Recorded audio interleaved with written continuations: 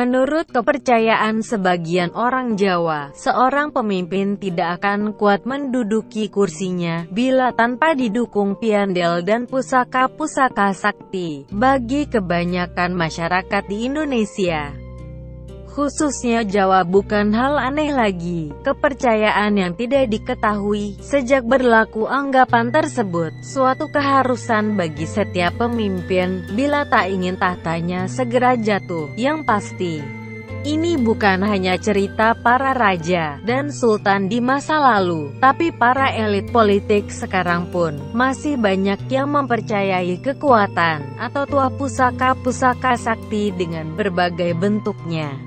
Ada yang meyakini bahwa pusaka tersakti yang bisa membantu melenggangkan kekuasaan setingkat pimpinan negara atau presiden adalah keris Nogososro, keris sakti di tanah Jawa, yang digambarkan bisa menaklukkan jagat kahyangan bila dia mengamuk. Tak heran, belakangan makin banyak politikus yang datang ke orang pintar demi memburu pusaka ini dengan biaya, syarat, dan resiko apapun. Namun, walau ada yang berani membeli dengan harga miliaran rupiah atau menukar dengan berkilo-kilogram emas, kenyataannya tak mudah untuk menemukan pusaka keris Nogososro yang asli. Keris ini tetap misterius keberadaannya. Banyak sekali orang yang mengaku memiliki pusaka Nogososro, padahal semuanya pasti palsu. Dari sekian keris yang ada, keampuhan Nogososro tak ada yang mampu menandinginya. Dengan daya kekuatannya, keampuhan pusaka yang lain dapat tertindih, bahkan hilang sama sekali. Inilah asal-usul keris Nogososro. Menurut salah satu sumber, keris Nogososro dibuat oleh Empu Supomandrani yang hidup pada zaman Kerajaan Majapahit. Tetapi versi lain menyebutkan bahwa pusaka ini sesuai dengan namanya, tercipta dari lidah sesosok makhluk berbentuk ular naga yang sangat sakti. Namanya Nogososro. Adapun kisah selengkapnya adalah sebagai berikut. Pada zaman dahulu, seorang lelaki sakti mandraguna bernama Manggir terbang menggunakan selembar tikar permadani meninggalkan tanah kelahirannya dari Baghdad. Dia berniat melakukan perjalanan menuju sebuah pulau yang terbuat dari reruntuhan gunung Himalaya dan berbentuk seperti naga. Pulau tersebut tak lain adalah Pulau Jawa. Kedatangan Manggir di Pulau Jawa bersamaan dengan turunnya patung Al-Atta dari India. Kedatangan patung ini diiringi awan kemupus dan kelompok orang yang memujanya, dan bersamaan pula dengan itu terjadi peristiwa alam, yaitu gerhana matahari total. Setelah beberapa lama tinggal di Pulau Jawa, Manggir dihadapkan pada suatu kenyataan bahwa di tempat yang baru ini terdapat banyak sekali gunung berapi yang kapan saja bisa meletus dan membinasakan penduduknya. Karena itulah Manggir bermaksud untuk melakukan tapa brata dengan tujuan mendinginkan gunung berapi yang ada di Pulau Jawa. Aku akan pergi ke salah satu gunung berapi di pulau ini untuk bertapa. Bila sekiranya ada keturunanku yang ingin bertemu, suruh dia mencariku ke sana. Pesan Manggir kepada Ratu Perangin Angin, istrinya. Seorang pun tak ada yang mengetahui di gunung berapi yang mana sebenarnya Manggir bertapa, sebab di tanah Jawa ini gunung berapi ada puluhan jumlahnya. Karena itu, hingga kini tetap misterius. Dikisahkan, Manggir bertapa sampai ratusan tahun lamanya. Dengan ilmu dan kesaktiannya, dia dapat mengirimkan rohnya untuk sesekali menggauli istrinya. Sehingga suatu ketika, 9 Ratu Perangin Angin mengandung, "Jika suamiku menguasai gunung dan daratan, sedangkan aku penguasa laut selatan, semoga anakku berkuasa atas keduanya," doa ratu pada suatu hari sambil mengelus-elus perutnya yang sedang hamil besar. Ketika lahir, ternyata anak yang dikandung ratu bentuk fisiknya bak ular naga. Tak hanya itu, perkembangan tubuh si anak juga begitu cepat, sehingga dalam waktu yang relatif singkat, telah menjelma menjadi seekor naga raksasa yang sangat ganas. Sesuai dengan keadaannya, si anak diberi nama Nogososro. Dikisahkan, apabila Nogososro berjalan atau merayap,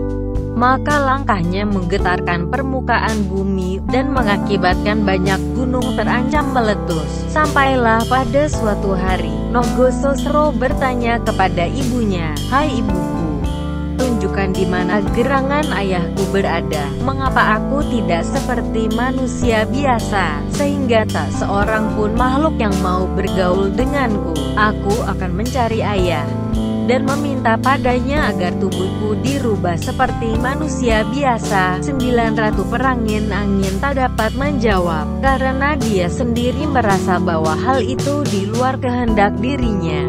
Dia sendiri tak dapat menjelaskan di mana keberadaan ayah dari anaknya, sebab dia tak tahu di gunung mana suaminya bertapa. Karena jawaban sang ibu, akhirnya Nogososro dengan membawa perasaan yang sangat sedih pergi mencari ayahnya. Setelah sekian lama mencari, akhirnya dia menemukan ayah yang dicarinya di sebuah gunung berapi di tepi pantai. Melihat sosok anaknya, Manggir terkejut bukan kepalang. Namun bersamaan dengan itu, tiba-tiba kini terbuka olehnya tentang siapa Ratu Perangin Angin sebenarnya. Wanita berparas jelita itu ternyata jelmaan dari patung Al-Ata. Manggir baru menyadari bahwa telah mengambil langkah yang keliru, mencampurkan yang gaib dan yang kasar, dan yang putih dengan yang hitam. Dan yang terjadi kini adalah suatu ancaman baru bagi seluruh penduduk Pulau Jawa di masa mendatang. Ya, Nogososro adalah sumber dari ancaman itu. Karena merasa sangat malu, Manggir enggan mengakui Nogososro sebagai anaknya. Namun dia tidak secara terang-terangan menyatakan hal itu, melainkan dengan sebuah taktik. Disuruhnya Nogososro melilitkan tubuhnya ke sekeliling gunung tempatnya bertapa, dengan pesan, apabila ekornya bisa menyentuh kepalanya, maka dia akan diakui sebagai anaknya. Kenyataannya, kepala dan ekor Nogososro tidak bisa saling menyentuh, meskipun sebagian tubuhnya telah masuk ke dalam gunung. Dengan kuatnya dia melilit, sambil menitikkan air mata. Nogososro lalu menjulurkan lidahnya, agar dapat mencapai ekor. Usahanya ini berhasil, tetapi Manggir tidak bisa menerima kenyataan itu. Dia menganggap bahwa Nogososro telah berbuat curang. Manggir mencabut kerisnya, kemudian membabat lidah anaknya. Apa yang terjadi? Sungguh luar biasa. Lidah Nogososro yang terputus mengeluarkan api, seperti petir yang sangat dahsyat.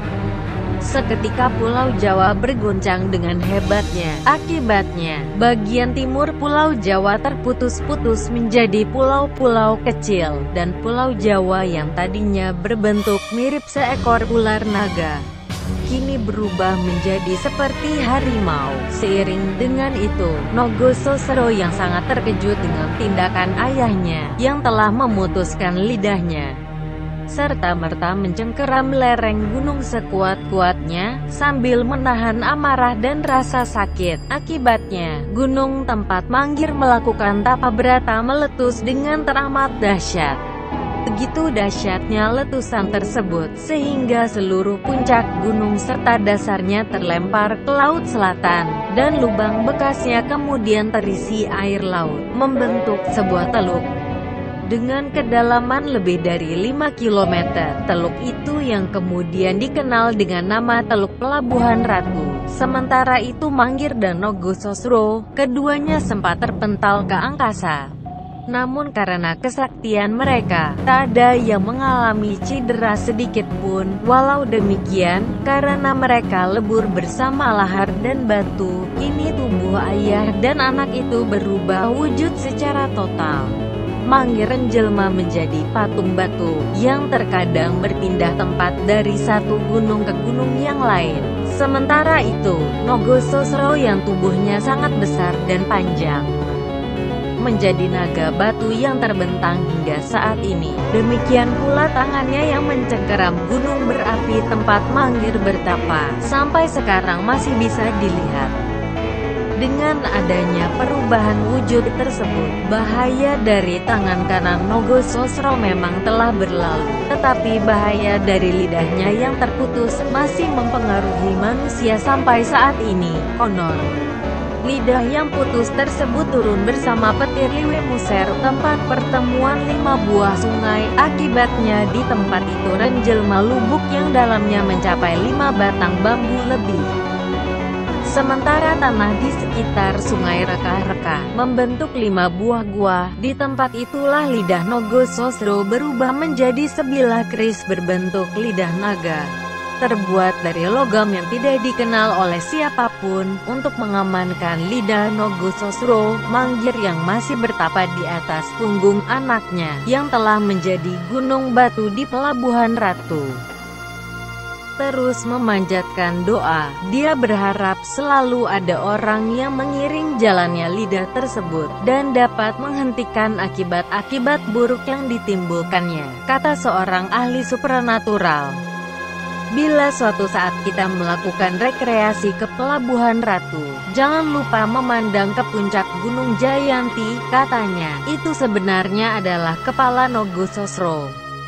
Bila ingin melihat tangan kanan sang naga, bisa datang ke Gua Gedong Manik Taman Sri Megan dari Patuh Gurun. Adapun tempat putusnya lidah Nogososro, tepat di Sungai Cimandiri sekarang, di suatu tempat yang disebut Bagan. Dari kedua versi kisah di atas, tentang asal-usul keris Nogososro, manakah yang benar? Entahlah. Yang jelas, pusaka Nogososro hingga sekarang banyak diburu orang, terutama para pejabat, tetapi tentu saja tak sembarang orang yang dapat memilikinya. Bahkan kabarnya, pusaka ini hanya bisa diperoleh oleh mereka yang benar-benar berjodoh untuk memilikinya. Dari sumber paranormal daerah Pantura, keris Nogososro sekarang dipegang oleh seseorang yang sekarang menjabat bupati di daerah Jawa Tengah. Bung Karno adalah tokoh yang disebut-sebut pernah memiliki keris Nogososro. Demikian pula halnya dengan Soeharto. Konon, mereka dapat memiliki keris sakti tersebut setelah melakukan suatu ritual yang sangat berat. Tentang kebenaran kisah ini, semuanya masih menjadi misteri yang sulit dicarikan jawabannya.